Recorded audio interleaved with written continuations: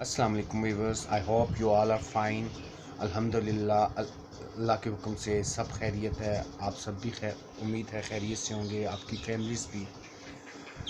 कुछ new updates हैं, कुछ न्यू न्यूज़ हैं, कुछ ऐसे सोर्सेज से न्यूज़ आई हैं जो अभी तक किसी के पास भी शायद ना हो। लिहाजा अब इस पर हम डिस्कशन करते हैं कि क्या होगा और क्या हो रहा है और न्यू प्रोडिक्शंस क्या हैं। देखिए, फ़र्स्ट ऑफ ऑल अभी करंट जो न्यूज़ है वो ये है कि शौकत तरीन साहब से रब्ता किया गया है एक प्रोग्राम के थ्रू, जिसमें हफीज़ शेख साहब भी बैठे हुए थे, जो पिछले वज़ीर ख़जाना हैं। मुफ्ती इस्माइल साहब भी थे और कुछ और भी लोग थे। तो उनसे ये कहा गया है कि आप आइए IMF के साथ बैठ के हमारे साथ चलें, बैठ के बात करते हैं। देखिए, जिसमें शौकत तरीन साहब ने भी कुछ बातें ऐसी की हैं कि मैंने 250 अरब रुपए जो उनसे सब्सिडी के तौर पे 30 जून तक रख लिए थे। 30 जून तक पेट्रोल को भी ऐसा कर दिया था, कोई फिक्स प्राइस पे था उनके अपने दौरे हुकूमत में। और उन्होंने कहा कि मार्च में मैंने न्यूट्रल्स को भी कहा था कि जी हमें रहने दें, ऐसे सिलसिले से हम टेक ऑफ की स्टेज पर आ गए हैं। लिहाजा हम इस टेक ऑफ की स्टेज से बहुत जल्दी निकल जाएंगे, एक साल में हम बहुत आगे निकल जाएंगे। मेरे प्यारे नाज़रीन, ये जो बातें हैं जो कही और सुनी जाती हैं, हक़ाइक़ इसके बिल्कुल बरअक्स होते हैं। मैं किसी से ऐसी बात नहीं करूँगा कि किसी की कोई ऐसी दिल आज़ारी हो, लेकिन मैं एक छोटी सी बात करता हूँ आपसे। देखिए, पेट्रोल प्राइस प्रिडिक्शन पे चल रही है इस वक्त। जब कोरोना हुआ रेट बहुत नीचे थे, उस वक्त इन्होंने पैसा पास रखा, उस वक्त इन्होंने इन्वेस्ट नहीं किया, इन्होंने ऑयल नहीं ख़रीदा। चाइना ने अपने जहाज़ जो एरोप्लेन थे वो भी बेच के वो ऑयल ले रहे थे। उनके पास इतना ऑयल रिजर्वायर में जमा कर लिया था कि आपकी सोचो। देखिए, डिसीजन मेकिंग्स होती हैं, प्रोटेक्शंस होती हैं, स्ट्रॉन्ग आप एडवाइसेस होती हैं, ग्रैंड डायलॉग होते हैं मुल्कों में। यहाँ पे ये सब कुछ अफसोस के साथ कहना चाह रहा हूँ कि नहीं, हर कोई आता है कहता है जी मैंने ऐसे किया, मैं ये कर रहा था, ऐसा हो जाना था, ऐसा हो गया होता, ऐसा हो चुका था, बस ये हो गया, वो हो गया, फलां हो गया, ढींग हो गया। ऐसा कुछ भी नहीं है। जो करने वाले होते हैं साइलेंटली। आप जनरल कमर जावेद बाजवा, अब बिग नेम, हिस्ट्री में लिखा जाएगा इनका नाम। जो कुछ उन्होंने किया इस मुल्क के लिए इस वक्त, मेरा नहीं ख्याल कोई इतना बड़ा रिस्क, इतना बड़ा फैसला, और जितने भी कोर्ट कमांडर हैं डेफिनेटली उन्होंने पेशेवाई की, इस फैसले की साथ थे, क्योंकि उन्होंने मुल्क बचाना है। मुल्क है तो सब कुछ है।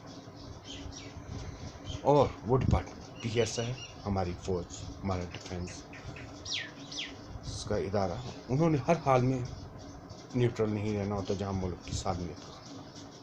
ये बड़ा क्लियर। अब आई शौकत तरीन साहब की तरफ। शौकत तरीन साहब के बारे में कहने के लिए मेरे पास इतनी ही सी चीज़ है। आप कभी स्टॉक एक्सचेंज हैं, सिल्क बैंक है जो शौकत तरीन साहब की, वही इसको जो आया है उसको रन करते हैं सारा कुछ। आप उसके शेयर्स की मालियत देख लें, उसमें जिन्होंने इन्वेस्ट किया है उनसे जाके पूछ लें।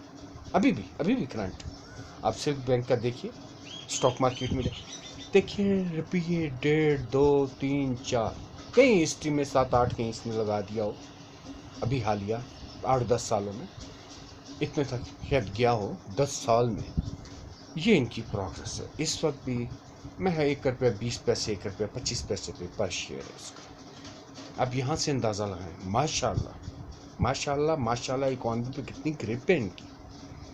ठीक, अब आगे चलें। देखिए, इकॉनमी तो इतनी मुश्किल चीज़ भी नहीं, इतनी आसान भी नहीं। क्यों? उसकी वजह ये है कि किसी भी मुल्क का हर इंडिविजुअल जो 18 ईयर्स से अबव होता है, देखिए वो बाहर निकलता है, वो हार्ड वर्किंग करता है, अपनी अर्निंग को बढ़ाता है, और उन तमाम इंडिविजुअल्स की जो अर्निंग होती है वो ही किसी मुल्क के लिए इनकम होती है। देखिए ग्रॉस डोमेस्टिक प्रोडक्ट क्या है, तमाम पूरे मुल्क में हमारी जो चीज़ें पैदा होती हैं उन तमाम का मजमूई जो मालियत बनती है जीडीपी कहते हैं, ग्रॉस डोमेस्टिक प्रोडक्ट होती है। और पर कैपिटा इनकम होती है कि जितनी भी इनकम होती है, जो भी होता है पूरे मुल्क, उस पर एक पर कैपिटा इनकम क्या कहा जाता है, ठीक है, कि अर्निंग कितनी है। अब बात आई है इकॉनमी पे। देखिए इस मौजूदा हुकूमत ने ऑयल प्राइसेस ऊपर किए हैं, बकौल शौकत तरीन साहब के हमने खुद पेट्रोल को रोका हुआ था और 250 अरब की सब्सिडी रखी हुई थी। जिस वक्त ये बात कर रहे हैं उस वक्त इंटरनेशनल ऑयल प्राइस निकालिए, वो प्राइस नीचे है या ऊपर है, आप खुद फैसला कीजिए, मैं इस चीज़ में नहीं। आप investing.com निकालिए, डेट डालें, आपको इंटरनेशनल देखिए पर बैरल की मिलेगी आपको। पर बैरल में मेरा ख्याल 40 लीटर होता है या 60 लीटर, कुछ इसी तरह है। आप अगर 40 litre, I think so 40 litre होता है, उसको डिवाइड कर दीजिए उस प्राइस को पूरे, पर लीटर आपको क्या आता है आप ये देखें, ठीक है। मेरा ख्याल 120 रुपये अब जोन सा है, 120 रुपये पड़ता है, तो 210 रुपये रेट क्यों है, क्या आपने सोचा? देखिए हर बंदा जो अर्निंग करता है उसके कुछ एक्सपेंस भी होते हैं, वो एक्सपेंस भी करता है। अब एक्सपेंस करते हुए हमारा जो सार्फ है, पाकिस्तान कंट्री के जो सार्फिन है वो इतने इंटेलिजेंट नहीं है, क्योंकि इसमें देखिए एजुकेशन रेट भी इतना नहीं है, इलिटरेट भी बहुत ज़्यादा, अनएजुकेटेड लोग भी हैं। जब आपकी इंपोर्ट्स बढ़ जाती हैं, जब इंपोर्ट्स आती हैं और आपका इंडिविजुअल जाके इंपोर्टेड चीज़ें ख़रीदता है, पहले तो ये चीज़ें आम लोगों की दस्तरस से दूर थी, ठीक है, लेकिन जब से मोबाइल कंपनीज आई हैं, जब से नेट आया है, जब से यूट्यूब आई है, आपका छोटा बच्चे से लेके बड़े तक सब इसमें इन्वॉल्व है, और वो सारा पैसा कट के बाहर के मुल्कों में चला जाता है। जो जहाँ की कंपनी होती है आपके मुल्क से पैसा ले जाते हैं। जब वो पैसा आपके मुल्क से मूव हो गया, आपकी सर्कुलेशन ऑफ मनी से निकल गया, ज़र की गर्दिश से चला गया, अब उसका क्या करना है? क्योंकि इंटरनेशनल तो एक रूल है कि जितना सोना होगा, जितना गोल्ड होगा, उसके इक्विवेलेंट आप पैसा छाप सकते हैं। मसलन आप 1 लाख का सोने के बदले आपने 1 लाख रुपए छाप लिए, उसमें से 20,000 रुपये दूसरे मुल्क कमा के आपके इंपोर्ट के बिल में ले गए। अब आप 80,000 सर्कुलेशन, अब उस 80,000 को दोबारा मीट करने के लिए वो 20,000 फिर छापेंगे। अब आपकी वैल्यू जो मनी की थी, वो 1 लाख में जो चीज़ें आप परचेज़ कर सकते थे, अब वो 1,20,000 रुपये में परचेज़ करेंगे। तो इससे अफरात-ज़र हो गया, इससे प्राइसेस ऊपर हो गए स्लाइटली। ये चीज़ चली सन 2000 के बाद, जब इंस्टाफोन आपने सुना हुआ, मोबिलिंक आया था, इंस्टाफोन आया था, उसके अलावा कई और कंपनियां थीं, आप खुद समझते हैं, एक और थी भारत थी, फिर उसके अलावा वो अब चली गई, लेकिन उसके अलावा अब भी कई कंपनियां हैं, जैसे जैज़ हो गई, टेलीनॉर हो गई, ये फ़ोन तो अब चाइनीज़ या मेरा ख्याल कुछ जॉइंट वेंचर है पाकिस्तान के साथ या कुछ। आपकी PTCL प्राइवेटाइज कर दी गई उस वक्त, सबसे बड़ा नुकसान हमारा। अब वो पैसा हमारे मुल्क से रोज़ जाता है। देखिए हर घर में हर बच्चा, अगर 4 अफराद हैं, 5 अफराद हैं, तो पाँचों के पास मोबाइल फ़ोन होगा, पाँचों के पास 2, 3, 4, 5 सिमें तो ज़रूर होंगी हर पैकेज की। जब आप पर डे देखिए, अगर 22 करोड़ है या 29 करोड़ आबादी, ठीक है, अब इस आबादी का 1 रुपया भी जाता है तो 22 से 29 करोड़ जाता है आपका डेली का, जो ऐसा नहीं है, क्योंकि घर की फैमिलीज के बच्चे भी इस्तेमाल करते हैं। ये कई करोड़ और कई करोड़ रुपया डेली की बुनियाद पे आपके मुल्क से निकल जा रहा है, ठीक है, जिसकी वजह से आप देख रहे हैं आफ्टर 1999 2000 के बाद कितनी तेज़ी से अफरात-ज़र हुए, आपकी प्राइसेस कितनी ज़्यादा बढ़ी हैं, आपकी करेंसी कैसे डिवैल्यू हुई है, आपके ऊपर डेट कितना ज़्यादा, जो भी गवर्नमेंट आती रही, जो भी आती रही, वो अपने आप को सेफ साइड रख रही, सेफ साइड ऐसे रख रही, उसने कर्ज लेना था और काम करना था,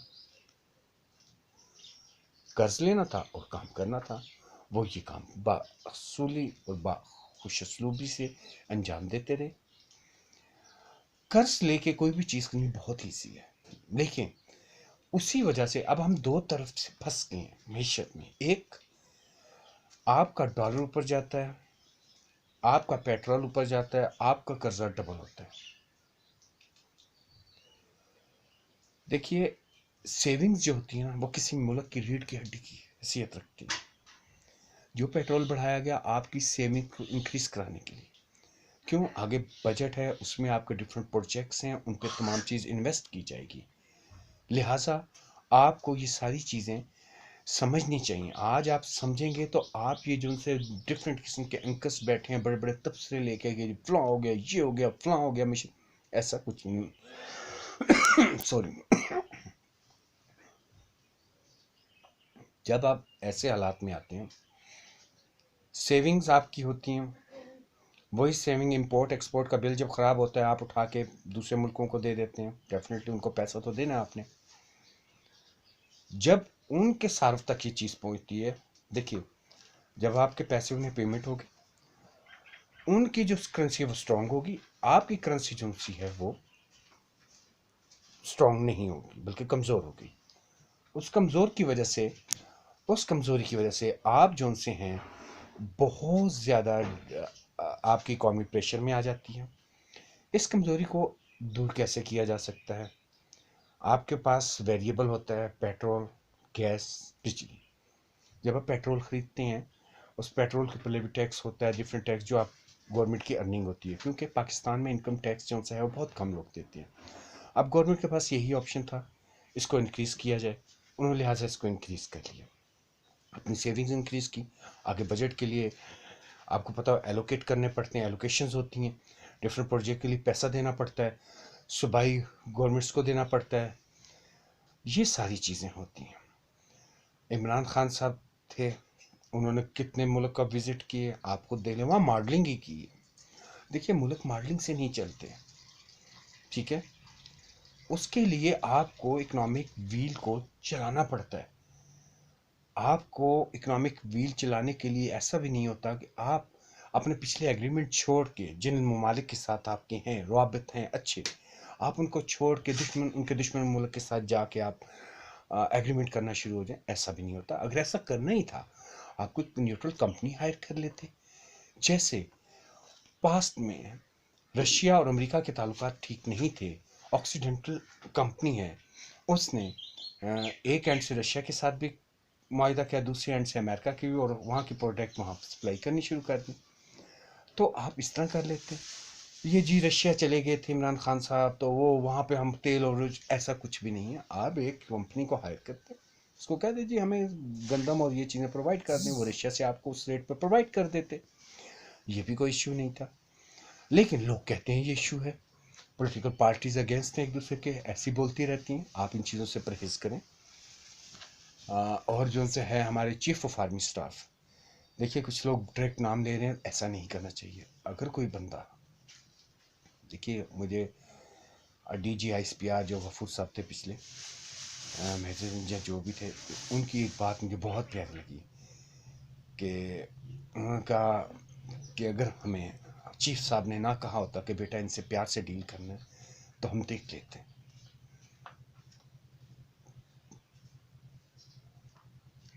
आप उनकी वो निकाल लें। देखिए, आपसे इतने पोलाइट, आपके अपने लोग हैं, आपको डिफेंस भी देते हैं, लोग शहीद भी होते हैं, शहादत भी लेते हैं, मुल्क की खातिर लेते हैं, मुल्क के लिए सब कुछ। आप बताइए, चलिए चीफ ऑफ आर्मी स्टाफ की क्या उम्र होगी? क्या इस उम्र में वो चाहते हैं अपनी तमाम सारी ज़िंदगी की जो इज़्ज़त है उसको ख़राब करना, अपने इदारे को ख़राब करना? कोई भी नहीं चाहता, ठीक है? ये जो छोटी मोटी आप टेक्निकल प्लानिंग्स कर रहे हैं सिर्फ एक पॉलिटिकल एफिलिएशन की वजह से, ये मत कीजिए। हमारा मुल्क और उसकी सालमियत, उसकी मईशत अगर आपकी ठीक है, आपके बच्चे भी इसी मुल्क में जनरेशन टू जनरेशन जाएंगे, वो भी पाले जाएंगे, वो भी पलेंगे, वो भी मुल्क में रहेंगे, हम भी मुल्क में रहेंगे, इंशाअल्लाह अज़ीज़ आप भी मुल्क में रहेंगे। ये एक मुल्क है। मुझे नहीं पता, आप एक फ़िल्म की स्टोरी बनाई हुई है जब से इमरान खान आया हुआ है कि जी ये हो गया वो हो गया, ऐसा कुछ भी नहीं होता। चलिए आगे मैं आपको कुछ स्टेप्स बताता हूँ जो मियाँ मोहम्मद शहबाज शरीफ ने इकॉनमी के लिए किए। उन्होंने मॉडलिंग नहीं की, वो यूएई के, वो सऊदी अरब के, उसके बाद टर्की के, उसके बाद उन्होंने मीटिंग्स की जैपनीज़ इन्वेस्टर से की, उन्होंने उसके बाद जर्मनी की जो वज़ीर ख़ारजा हैं बिलावल भुट्टो साहब वो लेके आए, उनके साथ हुई। अभी हालिया देखिए कितने स्टेप्स ले चुके हैं वो, किसके लिए लिए। ठीक है, अगर कोई उनसे गलती हुई है या कुछ चोरी हुई है या कुछ ऐसे में वो मौजूदे इल्ज़ाम ठहराए गए हैं, देखिए इल्ज़ाम है, ठीक है, अभी वो मुजरिम नहीं बने। मुलजिम से मुजरिम में बहुत फ़र्क होता है। और दूसरी चीज़ आप कहते हैं जी इस्टेब्लिशमेंट, देखिए इस्टेब्लिशमेंट किसी एक आदमी का नाम नहीं होता, किसी एक इदारे के हेड का नाम नहीं होता। लोगों को तो ये भी नहीं पता इस्टेब्लिशमेंट होती क्या है। मैं फिर बाद में कभी इस पर एक प्रोग्राम करूँगा। कुछ और मज़ीद चीज़ें हैं, जैसे लोड शेडिंग है वो कम होनी शुरू हो जाएगी। लोड शेडिंग क्यों हो रही है? लोड शेडिंग इसी वजह से हो रही है जनाब कि अगर वहाँ पे ये ऑयल देंगे तो उनकी सेविंग्स नहीं रहेंगी। ये कह रहे हैं कि ऑयल का ख़र्चा कम से कम हो ताकि हमें मज़ीद ना पैसा किसी इन चीज़ों पे खर्चना पड़े। यही समर के दिन है, यही गर्मियों के दिन है, इस वक्त हमें अगर हम कर लें तो बर्दाश्त ये चीज़ें, हमारे मुल्क में इन्वेस्टमेंट आ जाए और इकनॉमिक तब्दील चलना शुरू हो जाए, इससे बढ़ के हम एक ही तो मौसम बर्दाश्त कर लेंगे। और क्या आगे नहीं करते रहे? अगर लोड शेडिंग नहीं थी, किस में नहीं थी, ज़िया साहब के दौर देख लें, उससे पीछे चले जाए, सब कुछ होता रहा। अब आप कहेंगे कि हमारा मुल्क में पेट्रोल की वजह से इतना इम्पैक्ट क्यों पड़ता है? देखिए पहले आपका मुल्क जो था वो ऑयल पे इतनी डिपेंडेंसी नहीं थी, इतनी गाड़ियाँ नहीं थी, इतनी ट्रांसपोर्टेशन नहीं थी आपकी, ठीक है, घोड़े चलते थे। आप पिंडी में देख लें, ये मुशर्रफ साहब आए उन्होंने बंद किए। उसके अलावा और कोई ऐसी चीज़ें थी जो पेट्रोल किस पे नहीं थी। साइकिल थे, लोग साइकिलें चलाते थे, वो सब चीज़ ख़त्म हो गई है, ठीक है। अब सारा कुछ आ गया, आपकी पेट्रोल डलवाया, हर बंदे के पास पैसा है, पहले नहीं होता था, पहले पॉवर्टी होती थी बहुत ज़्यादा। अब मैशत के भी लोग कहते हैं कि जी ये है वो है। अब सेविंग्स जनरेट कर रहे हैं वो लोग, नहीं करनी चाहिए। मीटिंग्स कर रहे हैं इन्वेस्टर्स के साथ, करनी चाहिए। जो स्टेप इमरान खान साहब 3.5 साल में नहीं ले सके, वो आकर पहले 1 महीने में, 1.5 महीने मियाँ मोहम्मद शहबाज शरीफ ने लिए, रिगार्डलेस फ्रॉम पॉलिटिकल एफिलिएशन। मैं ये बात कर रहा हूँ आपसे। और इंशाअल्लाह अज़ीज़ आगे और भी कुछ न्यूज़ आई हैं। मसलन ये कहना जी इमरान खान साहब को गिरफ्तार कर लिया जाएगा, उनकी जान, ऐसा कुछ भी नहीं है। बहुत प्यारी पार्टी है इस्टेब्लिशमेंट की, ये इस्टेब्लिशमेंट बहुत प्यार करती है इमरान खान से। बाई पार्टी सिस्टम पे लाए हैं। बाई पार्टी सिस्टम ये होता है कि एक दूसरे का चेक एंड बैलेंस रखना, और इमरान खान इस चीज़ में माशाल्लाह अल्हम्दुलिल्लाह अल्लाह के हुक्म से बहुत अच्छे हैं, ठीक है। दूसरा, जैसे पहले तमाम पार्टियां, पाकिस्तान पीपल पार्टी, मुस्लिम लीग नवाज शरीफ, मुस्लिम लीग नून और ये ANP और ये JUIF वगैरह, ये मौलाना फजल रहमान की जो जमात है, ये सब इकट्ठी होके अपेरेंटली ये हमें शो कर रहे थे कि ये